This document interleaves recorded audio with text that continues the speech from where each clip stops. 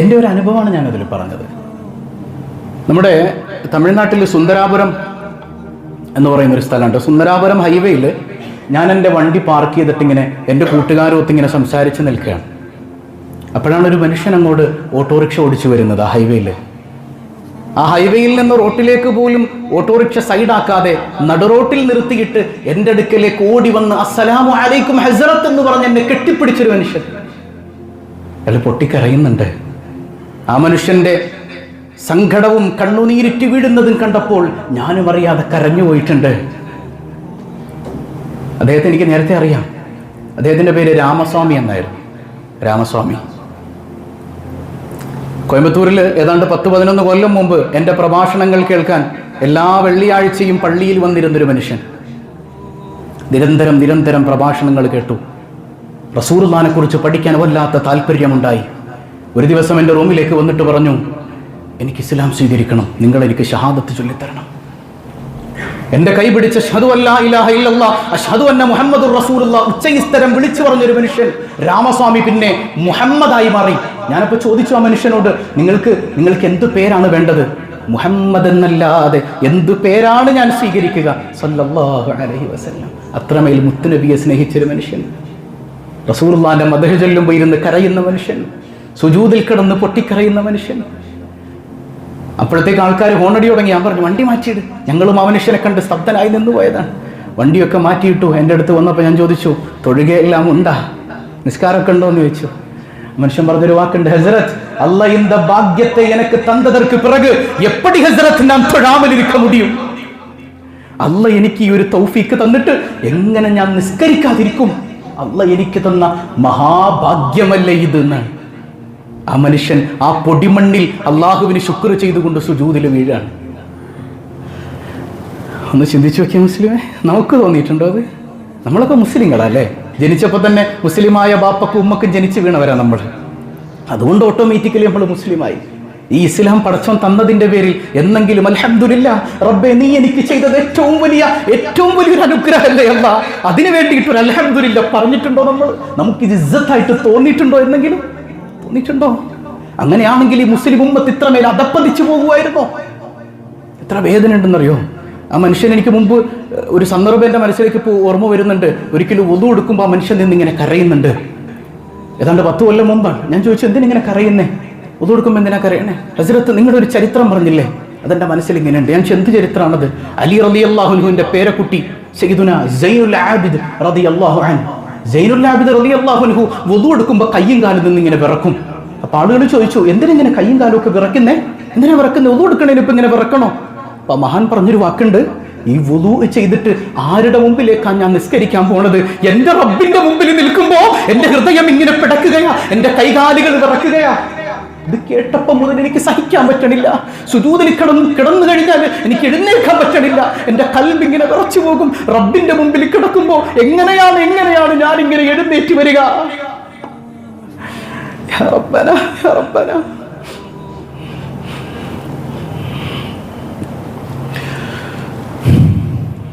നമുക്കിന്നൊരു തോന്നിയിട്ടുണ്ടോ?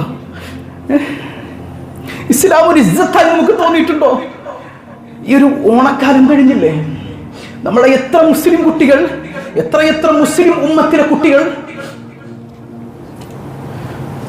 പട്ട് സാരിയും അതുപോലെ തന്നെ സെറ്റ് സാരിയോ കൊടുത്തിട്ട് ഓണപ്പൂക്കളത്തിന്റെ ചുറ്റും ഡാൻസ് കളിക്കാൻ. നമ്മളതിന്റെ മതപരമായ വീക്ഷണമൊക്കെ പറഞ്ഞു കൊടുത്താലും ഈ പറഞ്ഞു കൊടുക്കുന്ന ഉലമാഇനെ പരിഹസിച്ചിട്ട് ഇത് കേരളീയ ഉത്സവത്രേ, ആയിക്കോട്ടെ കേരളീയ ഉത്സവമാണെന്ന് വെച്ചാൽ തന്നെയും ഈ തോന്നിവാസവും ഈ പേക്കൂത്തുകളും കാണിക്കാൻ ഏത് ഇസ്ലാമാണ് നിങ്ങൾക്ക് അനുവാദം തന്നത്? ഏത് ഇസ്ലാമാണ്? തല പോലും മറക്കാതെ എന്തെല്ലാം കോപ്രായങ്ങൾ കാണിച്ചു കൂട്ടി. അള്ളാന്റെ ഹബീബിന്റെ സുന്നത്തുകളെ പരിഹസിക്കുന്ന അവസ്ഥയില്ലേ? ഞാൻ പലപ്പോഴും പറയാറുണ്ട്, അള്ളാന്റെ ഹബീബ് സല്ലല്ലാഹു അലൈഹി വസല്ലമ തങ്ങളുടെ സുന്നത്തായ ഏറ്റവും ഹൃദ്യമായ ഒന്നല്ലേ വിവാഹം എന്ന് പറയുന്നത്, നിക്കാഹ് എന്ന് പറയുന്നത്. അന്നിക്കാഹു മിൻ സുന്നത്തി, നിക്കാഹ് എന്റെ സുന്നത്താണേ, എന്റെ സുന്നത്താ. സയ്യിദുനാ റസൂലുള്ളാഹ് ആ സുന്നത്തിനെ മലീമസമാക്കുന്ന എത്ര ചടങ്ങുകൾ, എന്തെല്ലാം തോന്നിയവാസങ്ങൾ, പേക്കൂത്തുകൾ കൊണ്ട് ആ നിക്കാഹ് എന്ന സുന്ദരമായ സുന്നത്തിനെ മലീമസമാക്കുന്നവരെ എന്തുത്തരമാണ് നമുക്ക് റബ്ബുൽ ആലമീനോട് പറയാനുള്ളത്? അതാണ് അല്ലാഹുവിന്റെ ഹബീബ് പറഞ്ഞത്, നിങ്ങൾക്ക് സമ്പത്ത് വലുതാകുമ്പോഴേ നിങ്ങൾക്ക് ഈ ദിർഹവും ദിനാറും ഒക്കെ വലുതാകുമ്പോഴേ അല്ലാഹു റബ്ബുൽ ആലമീൻ നിങ്ങളിൽ നിന്ന് വഹയിന്റെ ബറക്കത്തെടുത്ത് കളയുമെന്ന് സയ്യിദുനാ വഹബീബുനാ റസൂലുള്ളാഹ്. അല്ലാഹു നമുക്ക് കാവൽ നൽകുമാറാകട്ടെ. സഅൻസിഉ അൻ ഖുലൂബിഹിം ഫഹുമൽ ഖുർആൻ. ആ ഖുർആനികമായൊരു വെളിച്ചം നിങ്ങളുടെ ഹൃദയത്തിൽ നിന്ന് അല്ലാഹു ഊരിയെടുക്കുമെന്ന് മുഹമ്മദ് മുസ്തഫ. ഈ ഓണാഘോഷവുമായി ബന്ധപ്പെട്ട്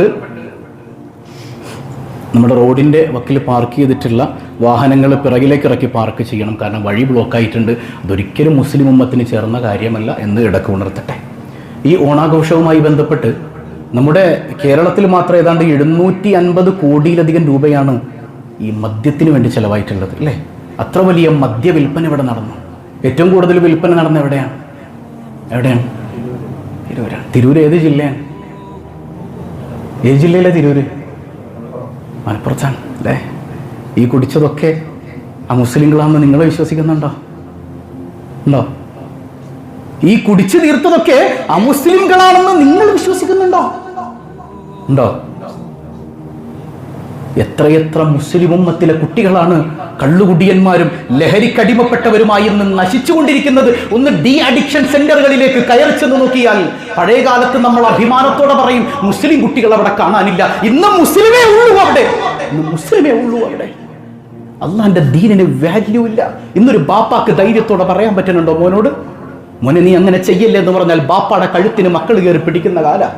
അല്ലെങ്കിൽ ഞാൻ ചോദിക്കട്ടെ, ധൈര്യത്തോടെ ഏതെങ്കിലും മകന്റെയോ മകളുടെയോ നിക്കാഹ് നടക്കാനിരിക്കുമ്പോൾ മോനോട് പറയണം, മോനെ ഈ നിക്കാഹുണ്ടല്ലോ മുത്തുനബി തങ്ങളുടെ സുന്നത്താട്ടോ, അവിടെ ഹറാമുകൾ കടന്നു വരരുത്, അള്ളാഹ്ക്ക് തൃപ്തിയില്ലാത്തത് കടന്നു വരരുത്, നീ സൂക്ഷിക്കണം, ഇല്ലെങ്കിൽ നിന്റെ ജീവിതത്തിലാണ് കുഴപ്പം സംഭവിക്കുക എന്ന് തുറന്നു പറയുന്ന എത്ര മാതാപിതാക്കളുണ്ട് കൂട്ടത്തിൽ? എത്ര രക്ഷിതാക്കളുണ്ട്? എത്ര ബാപ്പമാരുണ്ട്? നിങ്ങൾ പറഞ്ഞാൽ അനുസരിക്കും എൻ്റെ മക്കളെന്ന് ഉറപ്പുള്ള എത്ര ബാപ്പുണ്ട് കൂട്ടത്തിൽ? എത്ര ബാപ്പമാരുണ്ട്? സ്വന്തം നെഞ്ചത്ത്, വേറെ ആരോടും പറയണ്ട, നെഞ്ചത്ത് കൈവച്ചിട്ടൊന്ന് ചിന്തിക്ക്. നമ്മുടെ മക്കൾ എല്ലാ കാലത്തും നമ്മുടെ ഒപ്പം ഉണ്ടാവും. ഇപ്പം ഇന്നലെ നമ്മുടെ പാലക്കാട് 3 പെൺകുട്ടികൾ സഹോദരിമാരല്ലേ വെള്ളത്തിൽ മുങ്ങി മരിച്ചുപോയത്? അള്ളാഹു അവർക്ക് വലിയ പദവി നൽകുമാറാകട്ടെ. ആ കുടുംബത്തിന് അള്ളാഹു ക്ഷമ നൽകുമാറാകട്ടെ. ഈ മക്കളൊക്കെ നാളെ പരലോകത്ത് വരുമെന്നല്ലേ അള്ളാഹ് പറഞ്ഞത് അല്ലേ? നരകത്തിന്റെ മുമ്പിൽ ഇങ്ങനെ നിന്നിട്ട് അല്ലാഹു റബ്ബുൽ ആലമീൻ പറയുന്നുണ്ട്, എന്റെ ബാപ്പാനും ഉമ്മാനും ഒന്ന് കിടത്ത് റബ്ബേ, ഞാൻ അവരുടെ നെഞ്ചിൻ മുകളിൽ കയറി ഒന്ന് നൃത്തം വെക്കട്ടെ, ചവിട്ടി ഞാനൊന്ന് അരക്കട്ടെ. എന്റെ ബാപ്പാനെയും ഉമ്മാനെയും എന്നെ ഇങ്ങനെ ആക്കി തീർത്തത് എന്റെ ബാപ്പയും ഉമ്മയുമാണ് അല്ലാഹ് എന്ന് മക്കൾ വിളിച്ചു പറയുന്ന കാലമുണ്ടെന്ന് റബ്ബുൽ ആലമീൻ. ഇസ്ലാമിന് ഇസ്സത്തില്ലാതെയായി മാറുന്നത് എങ്ങനെ? ഇസ്ലാം നമുക്ക് അഭിമാനമായി തോന്നാത്തത് കൊണ്ടാണെന്ന് സയ്യിദുനാ വഹബീബുനാ റസൂലുള്ളാഹ്. ആരെയും കുറ്റപ്പെടുത്തണ്ട, നമ്മൾ സ്വയം ഒന്ന് നന്നായാൽ മതി. മുത്തുനബി ചെയ്ത പരിപാടി എന്താണ്? യുസക്കീഹിം, അവരെ തസ്കിയത്ത് ചെയ്തു. ആത്മസംസ്കരണത്തിന്റെ പാതയത്തിലായിരുന്നു മുഹമ്മദുർ റസൂലുള്ളാഹി സ്വല്ലല്ലാഹു. അങ്ങനെ ആത്മീയമായി നിങ്ങൾ സംസ്കരിക്കപ്പെട്ടപ്പോ യുഅല്ലിമുഹുമുൽ കിതാബ വൽ ഹിക്മ, നിങ്ങൾക്ക് അള്ളാഹു കിതാബിയായ ഇൽമ നൽകി, നിങ്ങൾക്ക് ഹിക്മത്ത് നൽകി എന്നാണ്. വേദഗ്രന്ഥ ജ്ഞാനവും അതുപോലെ സ്നേഹത്തിന്റെ, ആർദ്രതയുടെ, ആത്മസംസ്കരണത്തിന്റെ എല്ലാ നന്മയും മേളിക്കുന്ന ഹിക്മത്ത് നിങ്ങൾക്ക് അല്ലാഹു റബ്ബുൽ ആലമീൻ കാരുണ്യത്തോടെ നൽകിയെന്ന് വിശുദ്ധ ഖുർആൻ പഠിപ്പിക്കുകയാണ് അല്ലേ? അല്ലാഹു റബ്ബുൽ ആലമീൻ പറഞ്ഞില്ലേ എത്ര മോശക്കാരായിരുന്നു ആ സമൂഹം. സ്വഹാബത്ത് റളിയല്ലാഹു അൻഹും ആദ്യകാലത്ത് എത്ര മോശക്കാരായിരുന്നു. കൊള്ളക്കാരുണ്ടായിരുന്ന കൂട്ടത്തിൽ കൊലപാതകികൾ ഉണ്ടായിരുന്നു, തെമ്മാടികൾ ഉണ്ടായിരുന്നു. എങ്ങനെയാ സ്നേഹത്തിന്റെ ഏറ്റവും വലിയ സംസ്കാരത്തിന്റെ ഉദാഹരണമായവർ മാറിയത്? ആ ആത്മസംസ്കരണത്തിലൂടെയാണ്. നമുക്കും അതിന് കഴിയണമെന്ന് പഠിപ്പിക്കുന്ന പരിശുദ്ധ മുഹമ്മദ് മുസ്തഫ സല്ലല്ലാഹു അലൈഹി വസല്ലം.